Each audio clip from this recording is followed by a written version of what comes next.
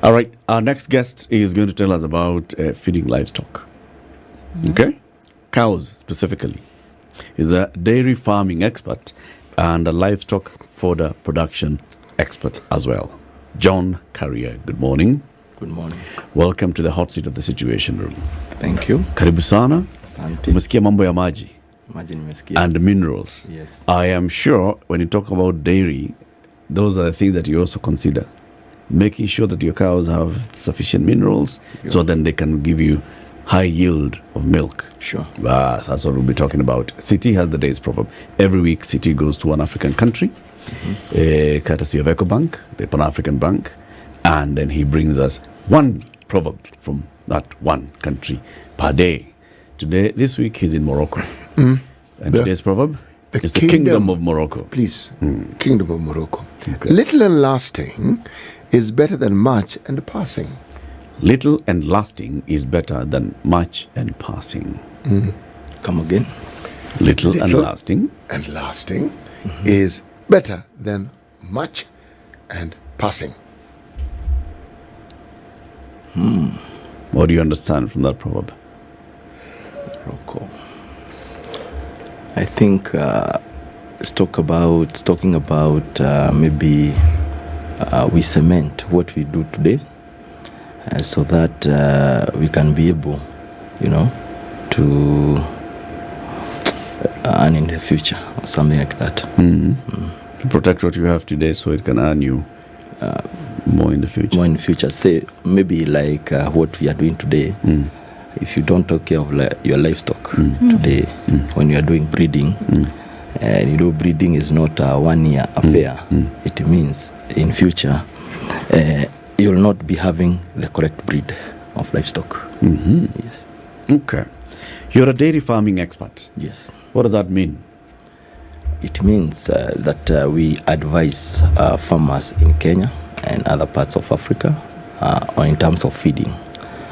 When we talk of feeding, we talk of the forage, the correct forage that contain all the minerals that maybe a dairy cow or a beef cow would require without going to the shop and buy.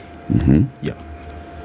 So it comes from the food to what else? We are saying we encourage, or we have done our own research and we have crops that help farmers produce milk or meat or beef without incurring a little more cost. Because in beef, the major problem we have in dairy and beef farming in the Republic of Kenya and other African countries is the cost of feeds. Yes. It takes about 58%. So what we are doing here is we are encouraging farmers to plant those high quality fodder crops that will make them earn profit and getting quality from their farm. And these crops are perennial. Perennial. So you continue harvesting.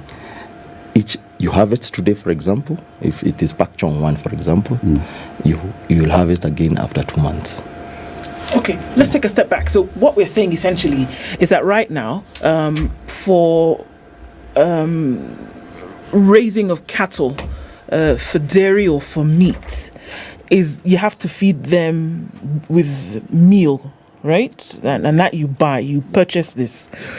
Feeds, essentially, cattle feeds, and those are expensive. Can you gain the same results, if not better, with now this crop that you're talking about that you can plant alongside your cattle, which they can feed on? So if you did that, would they still need the meal, or would it replace the meal, the feed that you currently are purchasing, and would it be enough to sustain them? Okay, basically what this crop you're talking about, for example, the super napia grass, we have others that I'll mention, like the super K vines and the junkao grass, but the best napia we are talking about here, or the king of napia, is Pak Chong. It's a whole meal.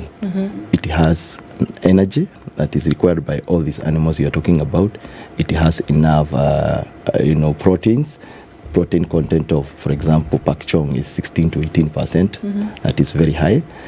We have that crop will have carbohydrates. So it is a whole meal. So what we are simply saying is the cost of commercial feeds is too high today because mostly comes from the we call them cereals, and the cereals, the cost of cereals today.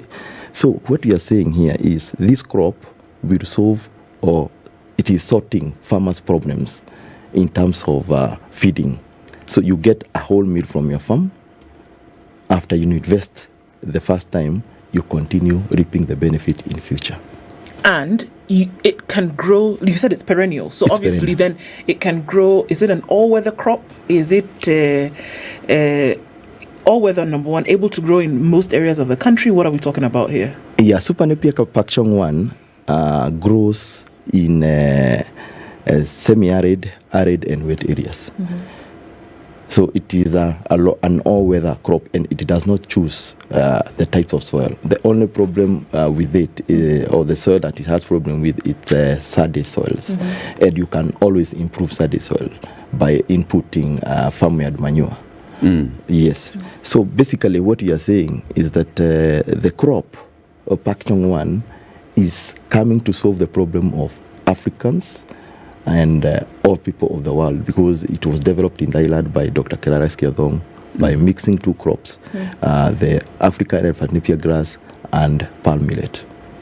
Okay. Yeah. So this is from which country again? Thailand. It was developed in Thailand. It's from Thailand. It's called Pak Chong 1. In Naito Pak Chong. Super Napier grass Pak Chong.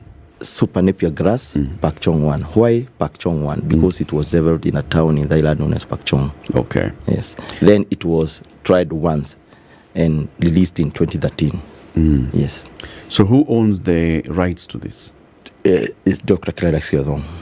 But So- he has allowed people now to multiply and, and So Grow you, it. so you Yeah, can grow it. propagate your own, Yes, and you yes, can yes, grow yes. and as is it just maximum- like the normal Zara that Actually, if you look at it, I wish I came with it. I didn't know it's allowed. I could come with it and see. It looks like the Zara that people know, but it have wider leaves that are smooth. The stems are also not hairless; they are smooth. So that makes it a multi-purpose crop. Meaning? Multi-purpose in the sense that Yeah. it is fed by both goats, sheep, cattle. Okay. The normal Zara we know, because of Ruaba, goats don't like it. So this because one of is because of Ruaba. Ruaba is those I don't know how to call it, but stinging Those hairs Ruaba. or irritating hairs. You see on Like the it's stalk. stringy. On the stalk, there's the offshoots, right? The one that you touch and they're stinging. Yeah. They're prickly. Yeah, those ones. So the cows don't like that. The goats. Goats. Okay. Yeah. Goats don't like Ruaba. I'll Goat remember that From for Zara. future. Yeah. It's very important to learn French. Apparently.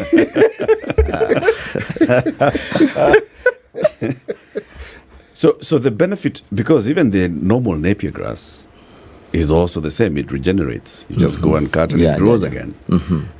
So what's the difference between that normal napier grass and this super napier grass then? What makes Super Napier grass, and that is what we as Maximum Milk Production Solution Africa, the company that is based in Dhika, educate our farmers through our forums, through our Facebook page, through our YouTube page, YouTube channel, through our TikTok. We let them know some of these benefits, like the biomass it produces. This crop produces 180 to 200 tons per acre per year. 180 to 200 tons 200 per acre tons. per year. this Pak Chong 1. Yes. That biomass is able to support between 10 to 15 animals. I hope you can note that. It can be able to support 10 to 15 animals. Okay. In how long? That is per annum. Okay. Then, since it's a perennial crop, the normal Zara that you know is the same like this. You can go up to, like the Zara I found home at our home village in Muranga. I'm the one who have uprooted it, and I am almost 40. Yes. And you found the same I crop found it there. that has So, been regenerating Yes. over your life. over my life. How much? Now let's talk about yield. You said this other one is up to 20 tons. Oh, Per the acre? ordinary Napier. The ordinary Napier grass would The be? ordinary Napier is up to 50 tons per acre. So per it's year. more. It's less. Oh, the other one is what? Yeah, 200, 180 to 200. 200 or 180 to 200. Yes. So, And the other one is 50 tons. Yes, and you know, us as Africans, the population is increasing and the size of land is decreasing. So you require this type of crop.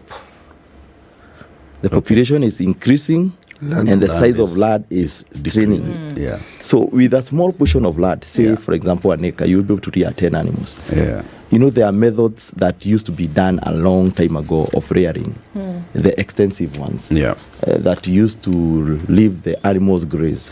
Today, there's no luxury of that. It has to be complete zero Yeah. grazing. Yes, there's no luxury of it. So what people are doing nowadays, or what this crop is helping people do, is to do zero grazing. I have a question on that before Yes. Ndu comes in. What makes this one have about a 4-time yield?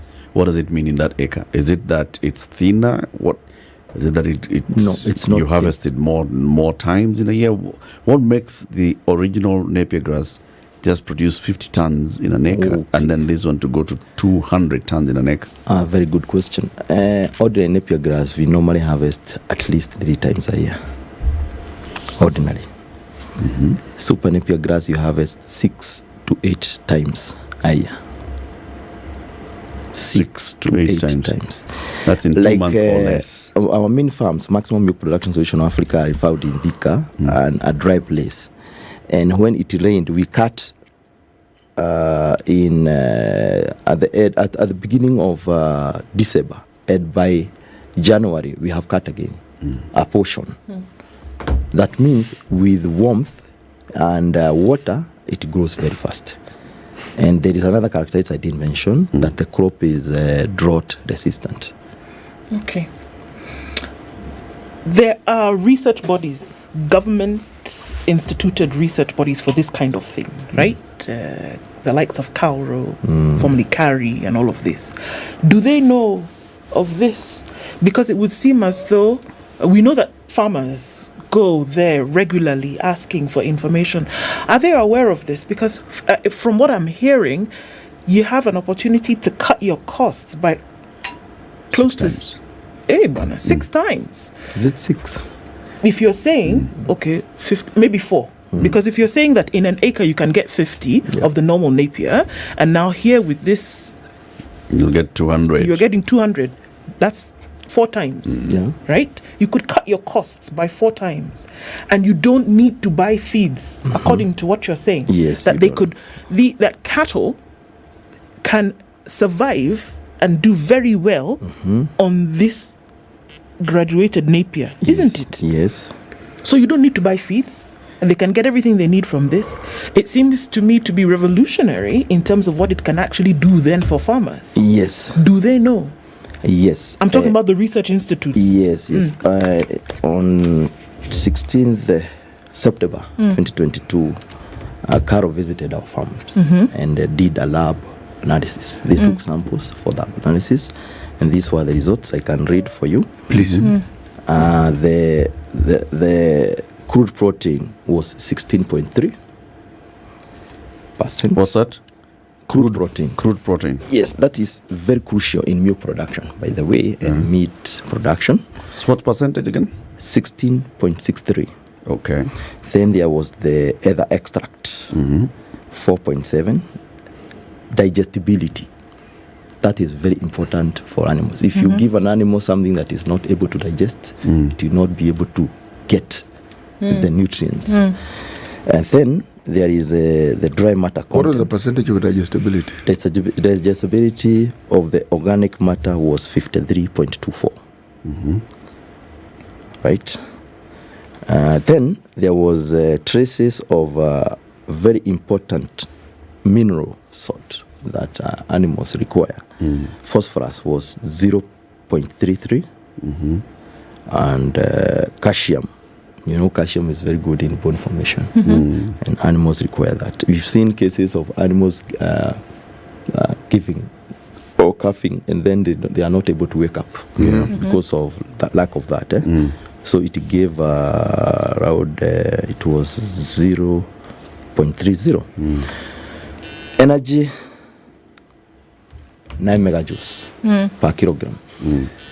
Or in a nutshell, what I'm saying with those results, so that the farmer, we like talking about a language that farmer will understand, is that there are several basic things that a dairy cow or a beef cow requires. It requires proteins, it requires energy, it requires mineral salts. Those are found in this grass. And we have done a lot of sensitization so that people can understand. And so many people have adopted it, actually. So, beside this particular napier grass, the super napier grass, just like Ndu was asking, Calro has been conducting research upon research on animal feeds and fodder. Okay? Do they have a napier grass that does better than this? Let's start with that. Is there a variety of napier grass that's been developed by local researchers that does better than this in terms of yield, in terms of nutritional content? Currently, we have Kakamega 1 and Kakamega 2, but they don't do better than this. The other thing, they have physical characteristics that most animals don't like, or most farmers don't like. What's this? The hairiness. The Rwamba. The Rwamba. Again, we go back to the same problem we were talking about. In terms of how much times you harvest, again, this one grows faster. Okay. And that is why it is super. Okay. Yes. But this is only specific to napier grass. Yes. Are there other grasses that have been developed that would compete with this? In terms of everything. Napier or what not napier. Not napier. Any other kind of feeds there that are grown grasses, by farmers that could compete with this. Okay. Not only grasses. We have sweet potato vines, fodder crops that can compete in terms of protein. Like we have a crop known as super K vines. Those we did a lab analysis again. It gave us 23.77 crude protein. That is vines, but you cannot entirely feed animals or cows on vines. Gouache. So what you do, and there is vines for gouache and there is vines for fodder. So what basically you do, you have a combination of crops in your farm. You don't have to have only one crop. You don't need to have a super napier grass. You need to have super napier grass. You need to have bracharia. We have a variety of grasses known as bracharia, and the best in our farms is the bracharia basilisk. That's the best. That is developed here in Kenya. What is that? So we know the other one is Dara, the other one is Gouache. Okay. What is this one? Bracharia. This is Noma. Maybe. Okay, bracharia. Let me say something about bracharia. Bracharia na Kiswahili ni nyasi. You cannot keep hay. I will talk about how you preserve, because we are talking about the crop itself, but there is a bit of planting, managing it, and post-harvesting activities. Yes. So I'll bring in napier vis-a-vis bracharia. Bracharia you can put as hay. You dry it and just stock it. You just bundle it. You bundle it and stock it. You can't do that to napier. It will lose all the nutrients. So what you do in napier, you do silaging. Okay. So maybe if you ask me, I'll the talk difference about between silage and the difference between silage and hay. Tell us. And which crops can you silage and which ones can't you. Let's just do that basic one, then we'll take a break. Okay. What's the difference between silage and hay? What is silage? Yes. From the very beginning. Okay. What is silage? Okay, silage or silaging is a preservation method for crops like maize and napier. That is specific to those crops. So what you do, you just wilt, you don't dry for 2 to 3 days, you cut it or you chop it, you compress it. Traditionally, people use either bunkers. Bunkers, you just construct a wall or like a tank and you press it there and seal it very properly. That one can stay there for 2 years. It's a preservation method for fodder. Okay. And specifically... And it will remain green and soft. It will not remain green. But it will remain soft. Okay, I'll explain something to do with how we make silage. Okay. Making silage, you need to introduce molasses, you need to introduce yeast, you need to introduce some microbes so that it can ferment. So it is storing feeds in a fermented status. Busa. So you're giving cows alcohol. Busa. Actually, when you give it that, Okay, and that is specific Meaning now of to happy cow. napier that grass is specific to napier and maize. and maize. Okay. When it comes to grasses, Can grasses. you add others like can you do millet? I'll add. There is. Can you do millet as well? Yes, you can do millet. Millet can be silaged. Okay. Millet can be silaged. Right. The grasses like bracharia. Bracharia, there is Kikuyu grass, there is panicum. Those are just grasses. Okay. Those are the ones that you do hay.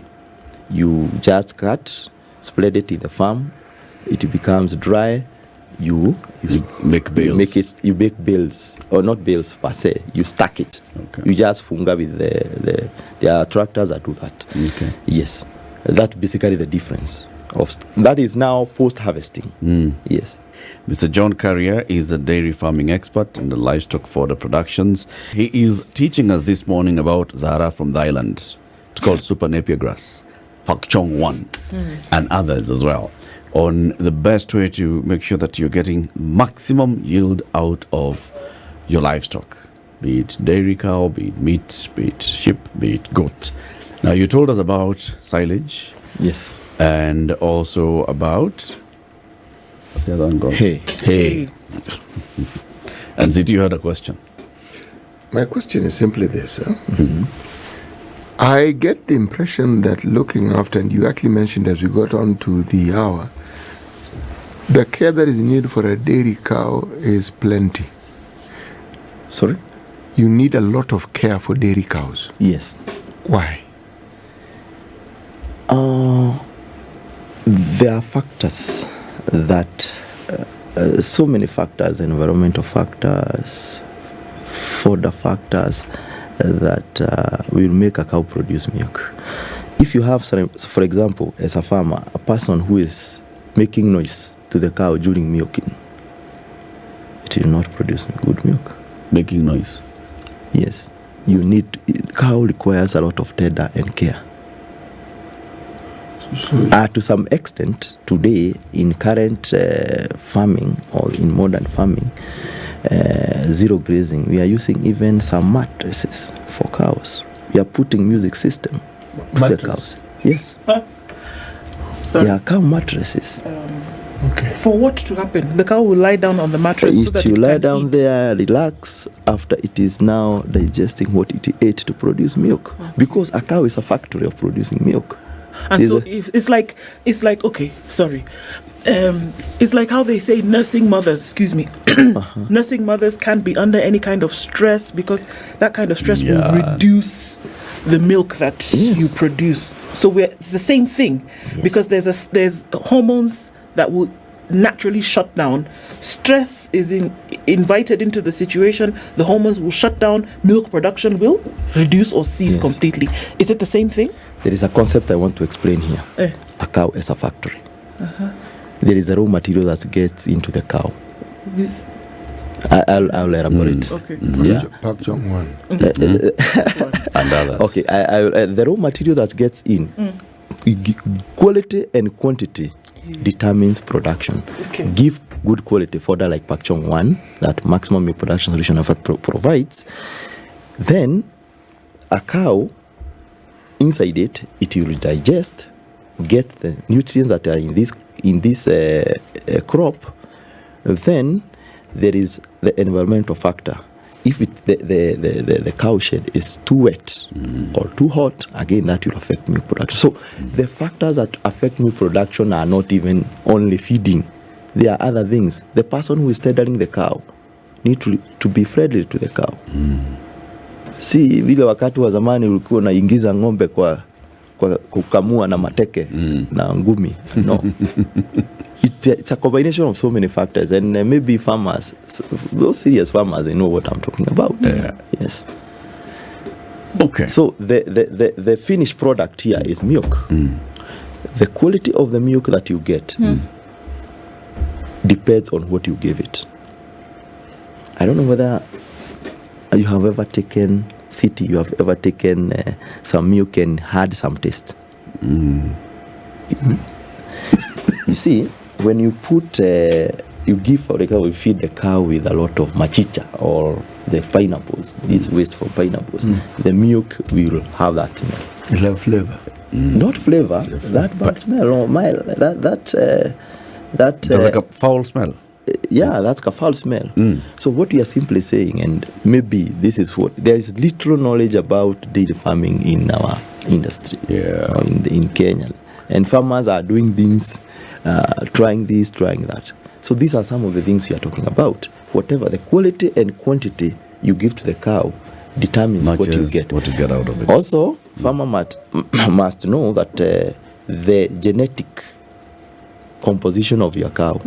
If you have indigenous breed, even if you give super napia, you'll not get milk. You'll get little milk. So then the concept genetics doesn't work. The genetics, yeah. The genetics, that's a story for another maybe, but it's good to mention that the genetics, The how you machine that you're breed, using. how you breed your cows also matters. Yeah. Yeah. So what are we talking about in terms of quantity? So you've done everything that you need to do, because it's a formula here, according to what you're saying. It's a factory. If you put in this and you maintain this, you will get this. Yes. So what are we talking about in liters? Because now we're talking about milk.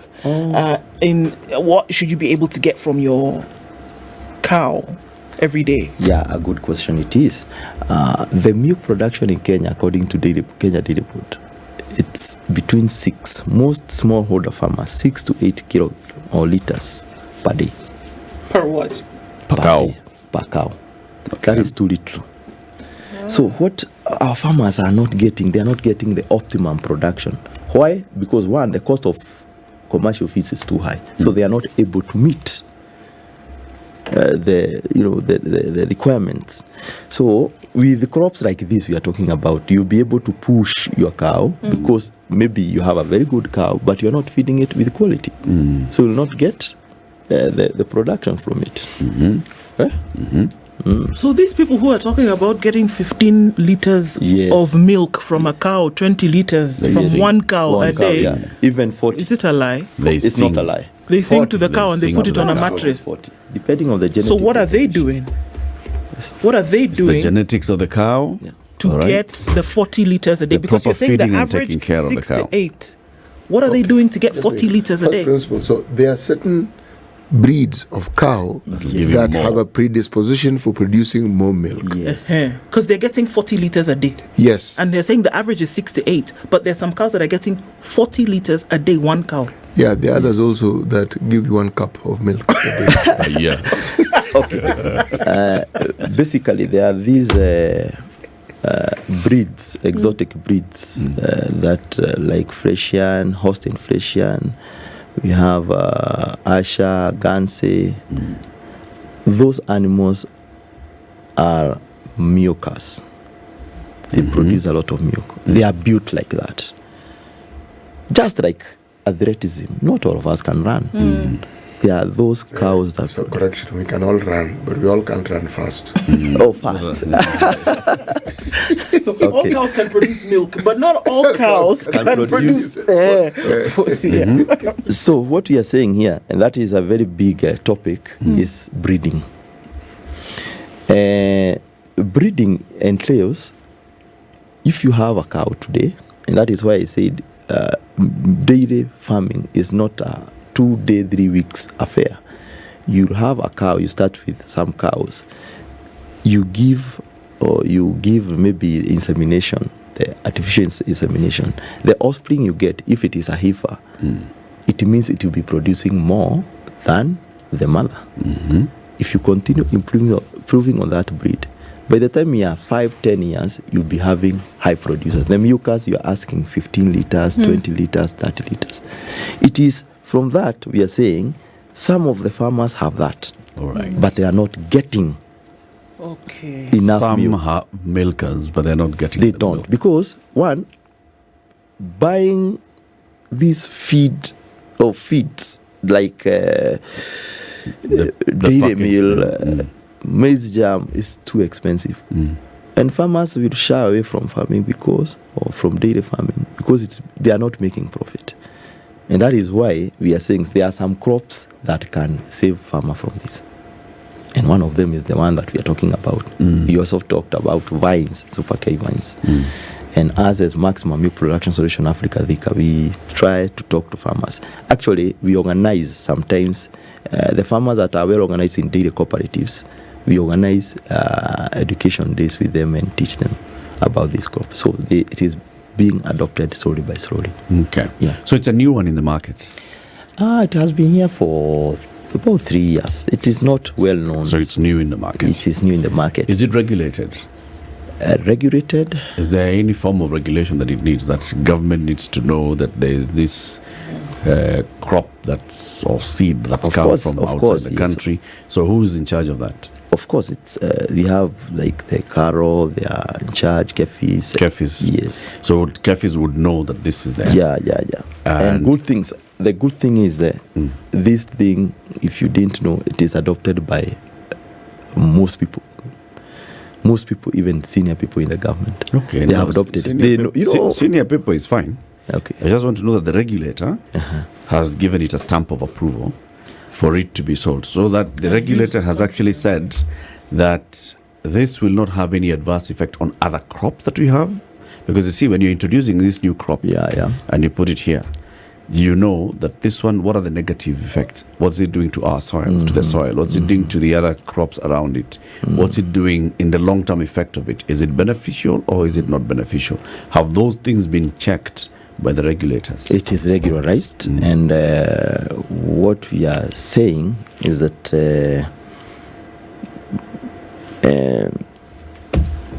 it is accepted by majority of the society. So who's the distributor for this? The distributor. Is your company the one that sells? No, we are saying we produce, we propagate, and we sell cuttings, stem cuttings. Okay. Like you, if you need, you'll get. I come to you. Yeah, you get. And I get and I buy. There's somebody who says that you're very expensive. Somebody says I'm expensive. Yes, that coming to you for those cuttings. Yeah. Ay, bwana.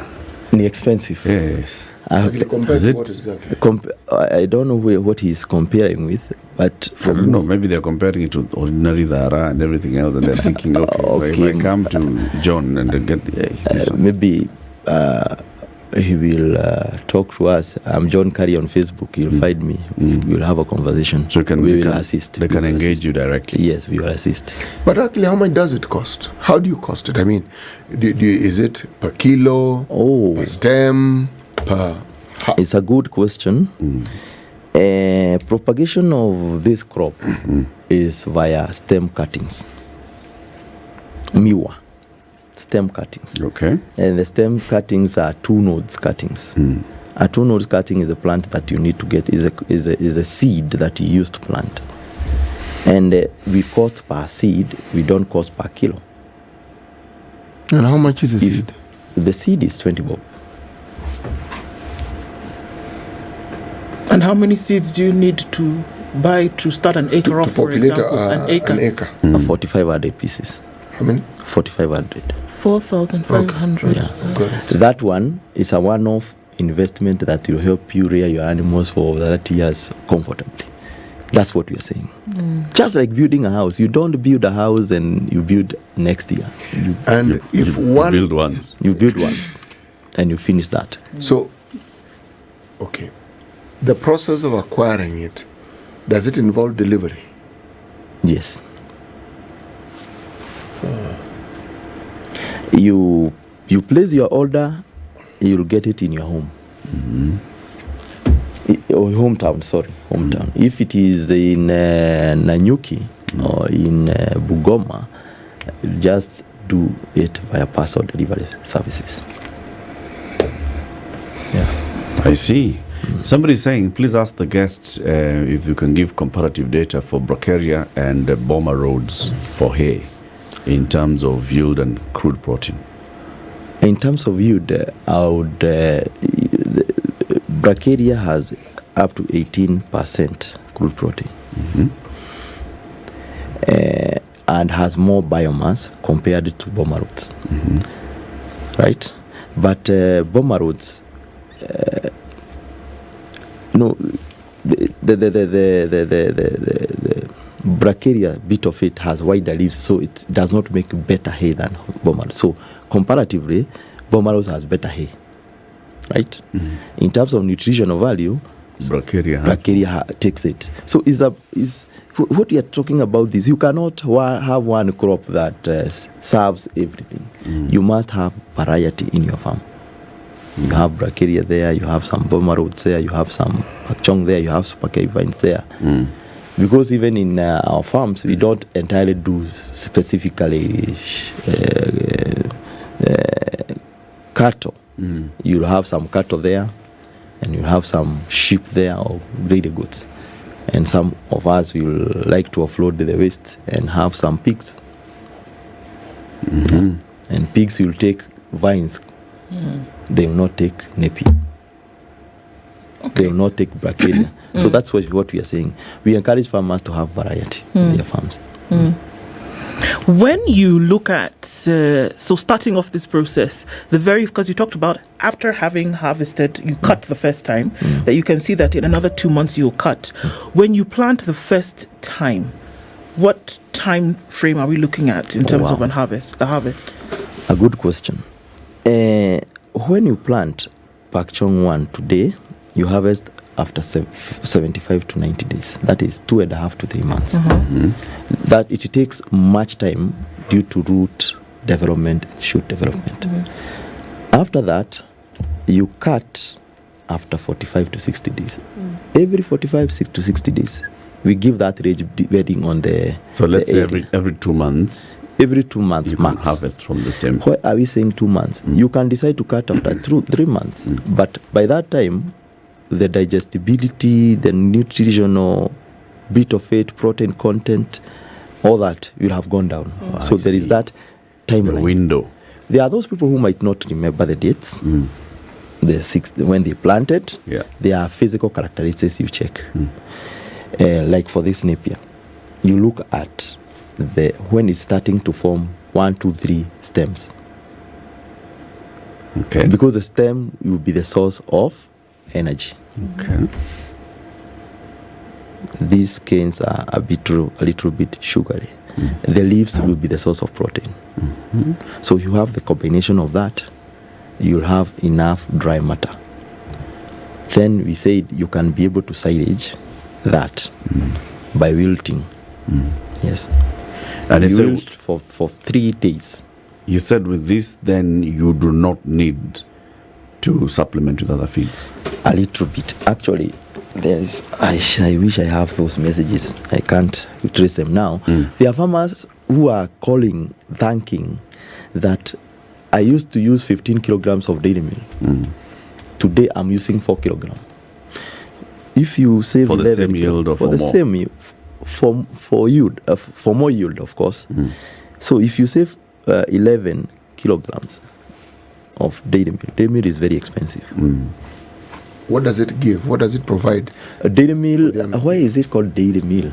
It has proteins, it have, we call them the minerals. Minerals, it has carbohydrates. So it's everything is packed into it. It's a combination of several mixtures. So that meal is needed in dairy cows. It is very expensive. But you have this napia, you are good to go. That's what we are saying. And it is scientifically proven. Okay. It is not hearsay. Yes. What are the effects of planting the super napier grass on your farm? Anything? Does it erode your farm in terms of how much nutrient it gets out of the soil? Does it affect other crops nearby? You know those questions. Does it encourage what happens? To grow? It has a very major positive effects in terms of one, soil erosion management. The roots goes up to 1 feet or 1 meter deep, so they are able to hold the soil. So there is those cases of erosion are minimized. The other thing is the issue of carbon sink. If you visit our farm, I wish you people can find time and visit. It is a forest of napia. A forest of how many acres? 50. Where's your farm? Thika. It's just around the corner. Just around the corner. You'll see what we are doing. You cut, and the area is so dry, but it is always green. What you normally need to do is when you cut, do some farmyard manure. Okay. These animals you are feeding, let them give manure. manure. Use it manure. We don't encourage use of fertilizers. Synthetics. We encourage use this manure because what manure will help, it will help also improve soil fertility. Okay. In Kenya today we talk about smart agriculture or climate smart agriculture. Climate smart agriculture entails using organic manure to improve soil fertility. We are also talking about carbon sink. Like in that area, the Ukambani area, and the crop is drought resistant, it is always green. If everybody would do that, the issue of climate change will be gone. I'm talking that from a perspective of an environmentalist. I'm a lead expert at NEMA Kenya. So I love green. That's why I'm wearing green. Yeah. And How much water does this grass need? water, like you plant today, it is not raining. You need to irrigate at least once a week. What we encourage farmers to do is to look for grass and cover it. We call that So do mulching. So you have to do the mulching. After it gets into It ground proper, shikas. ikishika ukate mara moja. Sorry for mixing, eh? Oh, no. We allow That's mixing. language. Okay. We allow mixing here. Okay. If you harvest and add manure now, even if the sun comes, and I wish you can visit us when it is sunny. Nowadays we are having a phenomenon that we are not understanding. January we are used to dry period. That place is normally green because And now that's raining. Is it more green? it is a forest that I don't know. Okay. It's You crazy. said- And you said that the shoots are sugary. The canes. The are cane sugary. is sugary. Hata nikuwa na njaa nikuwa huko sometimes ile overgrown mi nakata tu naonja sababu sukari imeenda chini juu ya jua. Yeah. I wish you can visit. Just do a visit wakati hauko busy. Muone, tuache kuongea mambo ya theoretical. If a farmer wanted to get into this, let's say they're doing the Pak Chong, and they want to do it commercially, Yes. would it be possible? Say you have the 50 acres and you don't want to keep cows. That would be 50 acres, 10 to 15 animals. But it's too much. You don't want the cows. You just want to grow and supply to farmers. Do you provide such linkages? Yes, I have farmers who are just doing not for dairy, not for beef, for sale. There is a business in it. The So business how do of you sell selling. it? In kilos, in tons, in gunias? Okay, there are two ways you can sell the grass. You can sell it green. The ordinary napier grass pickup is 2,500. Right? Yep. For this one, it will not be that because the quality is higher. You multiply by 4, so it's 10,000. That is green. What? Higher. In terms of because it will overgrow, it grows very fast. What you need to do and what we are encouraging, and we have those machines that we do that and we provide silaging services, you have to silage. For farmers who might not be able to do that, they can contact us. We are able to connect them with people who will assist them to do the local one. Yeah. You need to preserve that fodder. Yeah. Again, you'll be able to sell. So there are ways in which you can put that grass into bales. You compress it. There are machines that do that. The baler machines. You do bales of 60 to 80 kgs. And bales are very expensive, by the way.